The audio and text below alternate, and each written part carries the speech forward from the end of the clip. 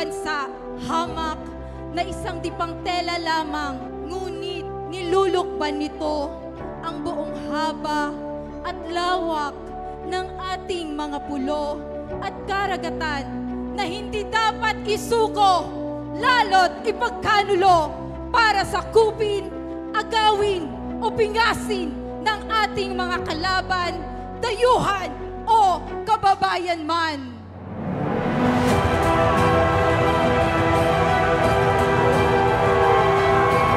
You fight for your country. Because as it seems now, nobody is, kundi tayo lang mga tao na nandito sa mababa lang. So we will fight for that. And no one, sa nakikita ko, sa politika ng Pilipinas ngayon, takot lahat. Kayo lang yung maisog.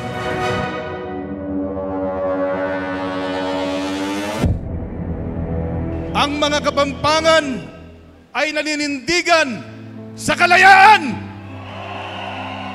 Hindi nyo na itatanong sa Pampanga nagsimula ang lahat ng halos mga namumuno upang mapalaya ang lalawigang ito.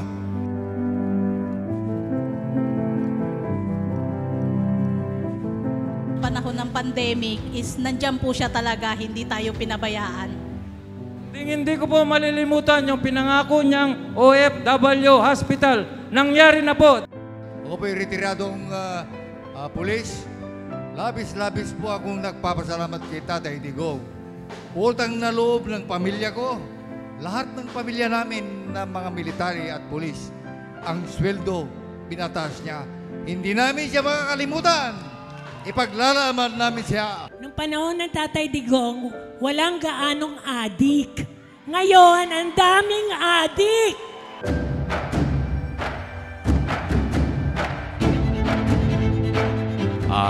Sa larangan po ng ating mga magsasaka, sa larangan po ni Duterte, yung programa pong RCEP 2019. So ngayon, pinakikinabangan ng ating mga magsasaka, yung RCEP program po. Naalala ko, meron nga palang programa si Presidente Digong noon, yung 888. So tumawag ako sa telepono in frustration na hindi ko alam kung anong gagawin ko, pero doon ako tumawag sa 888. Yung 16 years ko na problema na yon sa gobyerno, sa GSIS, na pinagdaanan ng maraming presidente na walang magawa, wala pang siguro less than 20 minutes na solve. Ganun po katindi. Yung panahon ni Duterte, yun po, medyo mura po yung mga bilihin. Para po sa amin mga sa bundok, medyo hindi po kami nahihirapan. Pero ngayon po, medyo nahihirapan na po kasi pamahal na po ng pamahal po yung mga bilihin. Maraming salamat at huwag tayong susuko. Ipaglaban po natin yung nasa tama. Maraming salamat po sa inyo lahat. Nagpapasalamat kami sa inyo. Noong panahon na yun, walang adik. Pero ngayon, pati mga aita, mayroon ng adik.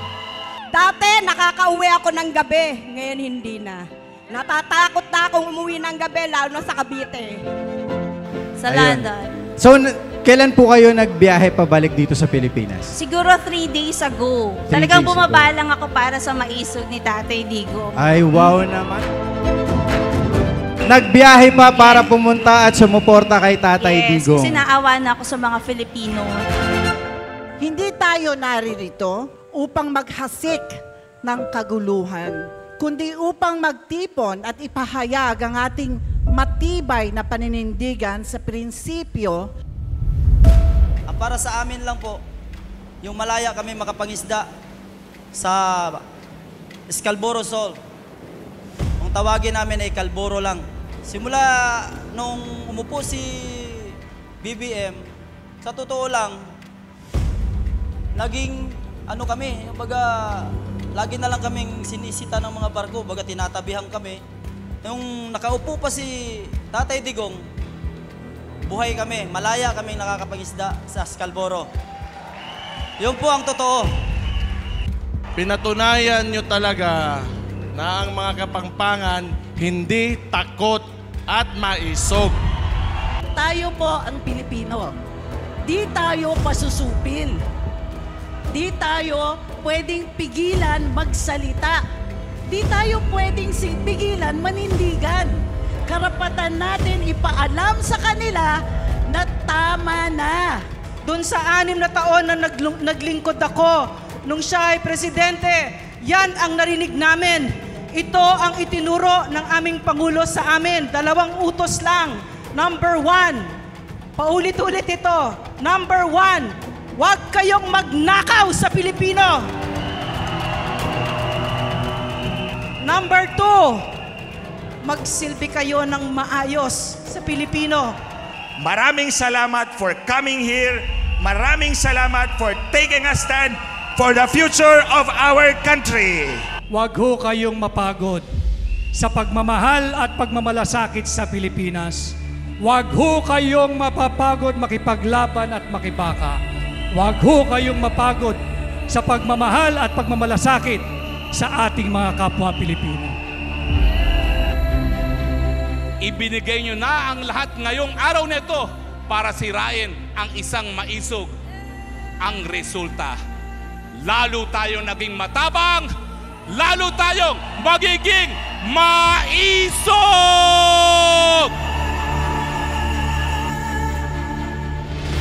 Hindi ito rule of a single person.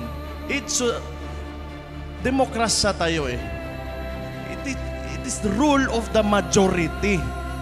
Hindi ibig sabihin na kung anong gusto mo mangyari o gawin mo, yun na yung mangyayari dyan.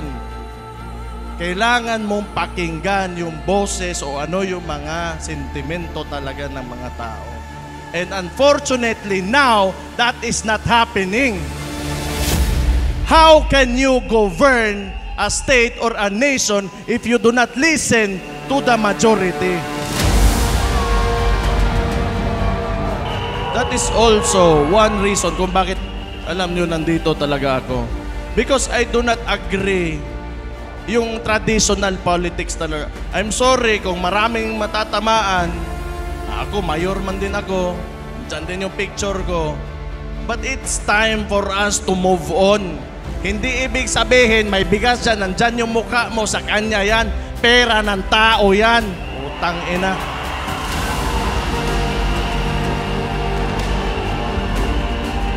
Kunwari, sa kanya yung pera na yon, hindi naman talaga. Huwag na kayong maniwala sa ganun. Kailangan, we have to go beyond that. Mabuhay ang watawat ng Pilipinas! Sabay-sabay po nating isigaw, mabuhay ang watawat ng Pilipinas! Yung naniririnigin nyo sa grupo ng mga maisog, mga Pilipino na ayaw ng gulo, pero gustong may pagbabago.